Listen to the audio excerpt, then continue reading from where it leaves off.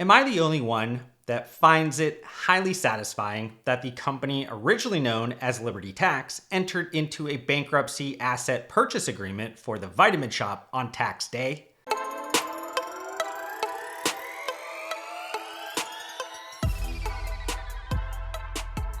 And obviously, I'm fully aware that only an oddball like me would one, connect these disparate data points together, but two, enjoy how these businesses seize the opportunity to layer obscurity on the deal. Yet, I'd like to believe that you love me for the way my brain processes the world and deconstructs patterns, which always leads to compelling insights. Humbly speaking, of course. I'm gonna keep it humble with you, and this is just me being humble. I am the superstar. There's not a f***ing letter in the alphabet to describe the level of superstardom that I'm operating at.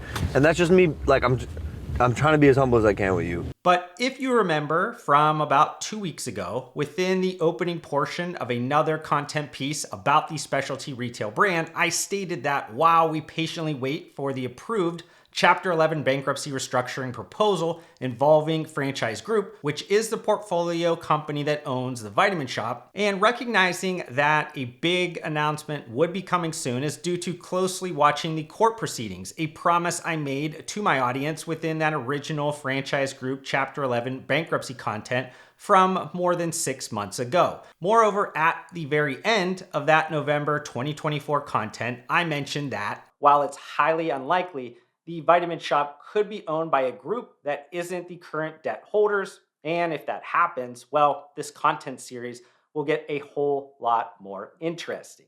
But here we are. Though before I deeply examine the private equity firms that entered into a definitive agreement to acquire the Vitamin Shoppe from Franchise Group, I should probably give you a quick refresher on how the specialty retail brand even got here. About 5, almost 6 years ago, the Vitamin Shoppe was amid an aggressive strategic turnaround plan under new leadership when it was determined that the best go-forward strategy included selling itself to an entity at the time known as Liberty Tax for $208 million.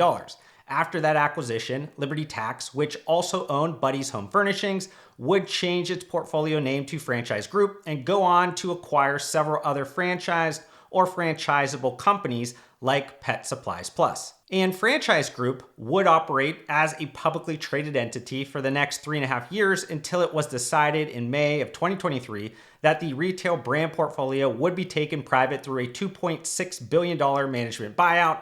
The group that bought Franchise Group was led by the then CEO Brian Kahn, but included a consortium of other investment banks and private equity firms like B. Riley Financial. After the transaction was complete, the current corporate management team, along with the current leadership teams at specific retail brands, would continue leading the Franchise Group business activities. But this is where things get a bit messy, because a handful of months after the management buyout, Brian Kahn stepped down as Franchise Group CEO, largely due to a criminal investigation into securities fraud and his involvement with the collapse of the defunct hedge fund Prophecy Asset Management. Yet, that's not the primary reason why Franchise Group filed voluntary petitions for protection under Chapter 11 of the Bankruptcy Code in November 2024. The actual explanation requires deep knowledge of the Franchise Group holdings, how those retail brand assets had performed operationally leading up to the bankruptcy filing,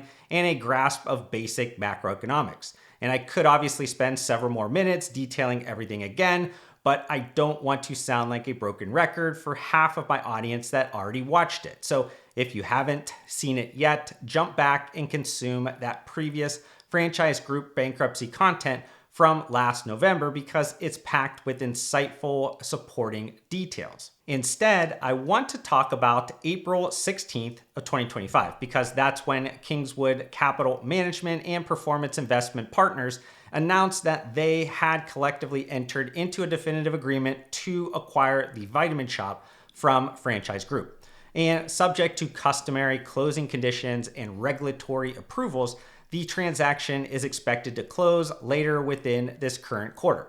But I already know what everyone is going to think next. How much? Well, along with assuming liabilities, the private equity firms will make a cash payment of $193.5 million to purchase the assets of the Vitamin Shoppe. But after learning that information, you might be thinking, isn't that acquisition price quite low for a specialty retail brand that was generating over $1 billion in revenue, reporting year-over-year growth, and achieving operational profitability in the trailing 12 months before the May 2023 franchise group management buyout?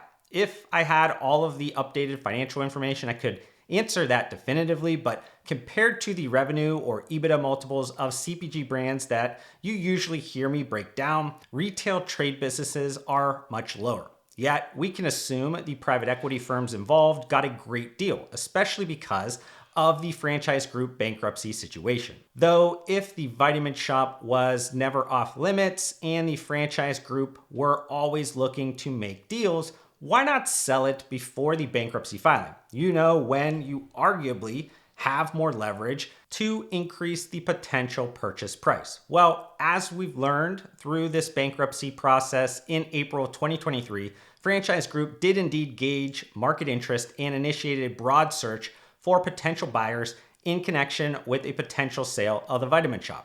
And then in January 2024, it launched a formal marketing and sales process contacting 34 parties in total, but no actionable proposals were received. So after it became clear that achieving a comprehensive value maximizing out-of-court transaction for the Vitamin Shoppe on the timeline required was not feasible, the final nail was arguably hammered into the coffin, leading to Franchise Group filing for bankruptcy protection. And that quickly led to another, but this time much larger formal marketing process in search of bidders for the Vitamin Shoppe, contacting over 200 parties, but ending similarly with no qualified bids. Though in mid-February 2025, Kingswood Capital Management and Performance Investment Partners submitted a revised indication of interest that eventually led to the sale, which obviously represented the highest or otherwise best offer. But let's turn this final part of the content towards how the new ownership potentially impacts the Vitamin Shoppe. And before I dive into any of my strategic commentary or predictions,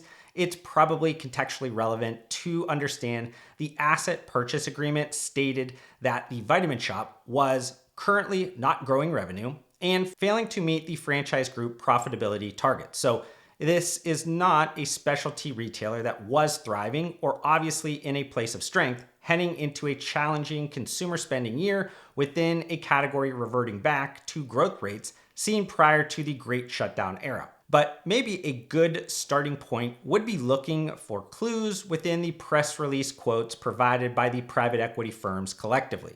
Firstly, it was noted that we are excited to partner with the Vitamin Shoppe team and help them build upon the success the business has enjoyed over the last 48 years. So for the Vitamin Shoppe health enthusiasts working inside the nearly 700 stores, there shouldn't be too much interruption in a bad way, mostly because I don't see any sizable store optimization plans or massive cost-cutting programs in the near-term future. Next, it was stated we plan to make significant investments in the company's third-party brand relationships, research and development across the Vitamin Shoppe's owned proprietary brand portfolio, upgrades to the store fleet, and improvements to the omni-channel digital platform to deliver the best possible experience to customers.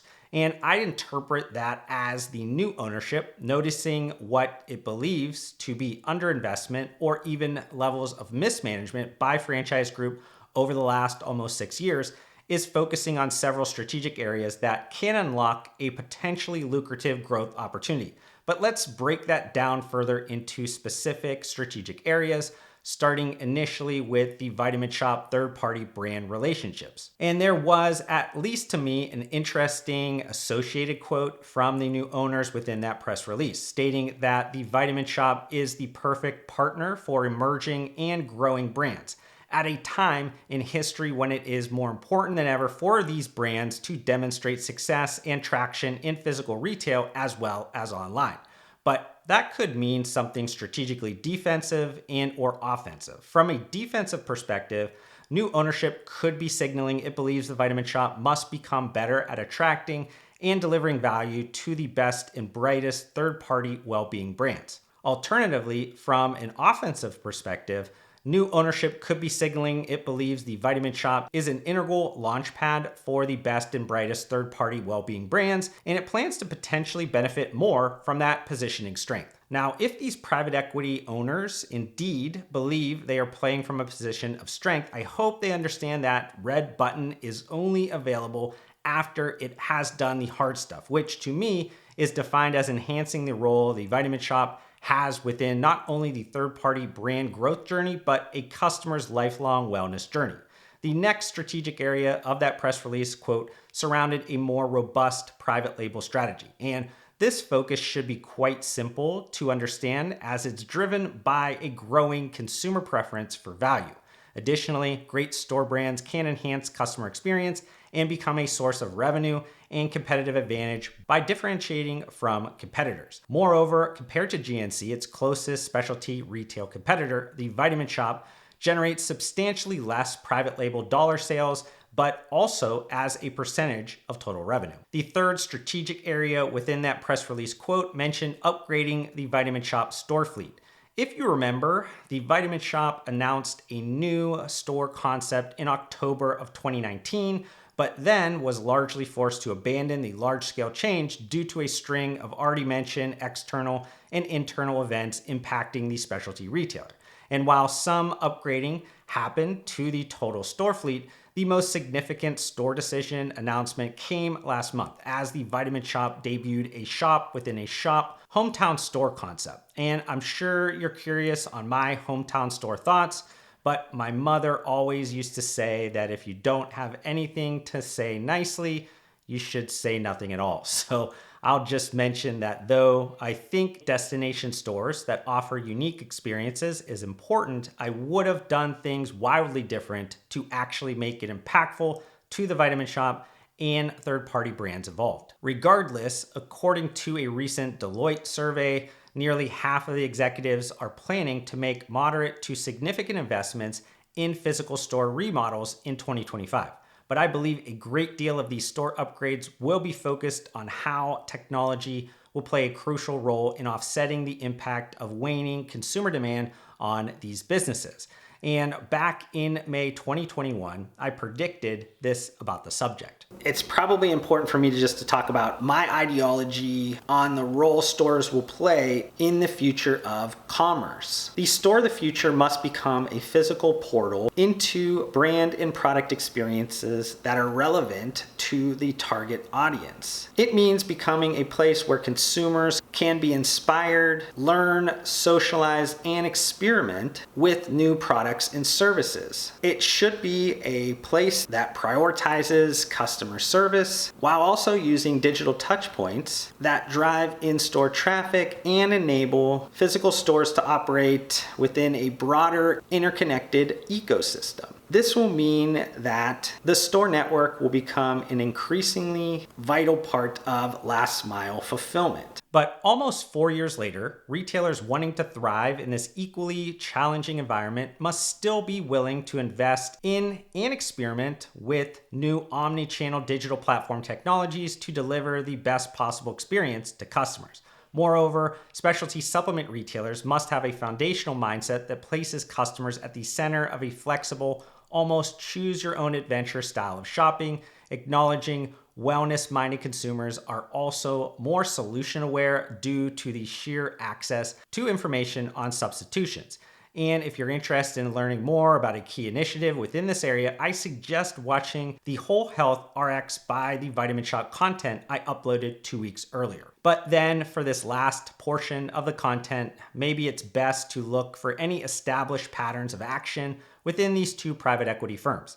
In terms of performance investment partners, the private equity firm was only established last year. Thus, we can't rely on any pattern recognition just yet. That being said, I did find it super odd that the founding partners have a great deal of experience in the home furnishings category, which was the consumer goods space that arguably got Franchise Group in major trouble. Then, in terms of Kingswood Capital Management, the private equity firm has a diverse portfolio spanning several sectors, but it has somewhat of a relevant retailer experience with the regional grocery store operator Save Mart Companies that was sold to a strategic buyer last year, and acquiring the specialty retail brand World Market from Bed Bath & Beyond in 2021. Though Kingswood Capital Management could sound familiar to some of my audience because it popped up in my November 2023 content piece about the acquisition of the gamer supplement and energy drink brand G Fuel.